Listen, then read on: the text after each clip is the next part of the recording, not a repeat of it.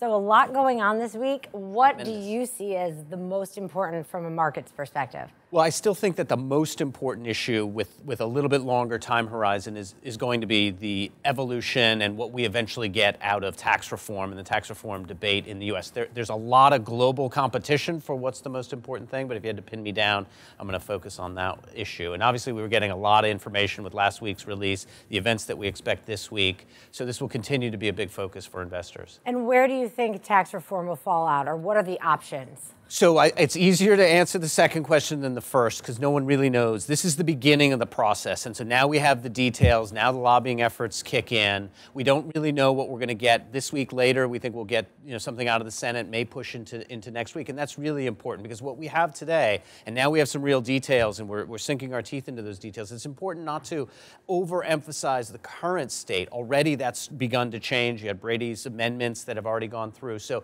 the process is an evolution. Where we end up eventually, no one really knows. I think there's a good chance that we get something. That's really not that important. What's important is what is that something look like at the end of the day? How close to what they're trying to accomplish with regards to supply-side oriented, fundamental tax reform does the eventual bill end up? Or does it devolve into something that's much simpler, easier politically to pass, but economically looks more like demand-side stimulus? Very different implications for financial markets, for the economy, for investors. And what is the market impact if they get what they're trying to do versus if it's more demand side? Let's put it at the very extreme. The reality will be somewhere muddled in the middle, but at the extreme, on one side you have supply side oriented tax reform. The idea economically is what you're doing is you're changing the supply side of the economy and growing the economy's productive capacity. If tax reform includes the essential elements of corporate tax reform,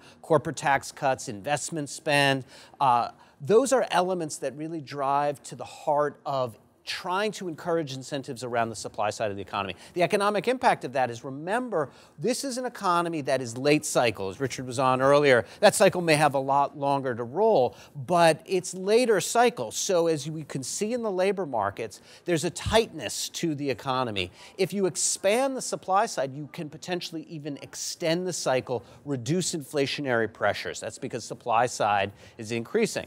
What's the other side? Well, the other side is you're just simply stimulating demand. And if you stimulate demand without an offset in terms of supply, then what's the impact? The impact is you get a boost to growth, but it's from the consumption side. It just presses on the pressures in the market around inflation. It tends to shorten the cycle, might prompt faster increases in interest rates, and potentially even an overheating that leads you faster into the next recession. So very different outcomes. One extends the cycle, that's the supply side. One potentially shortens it.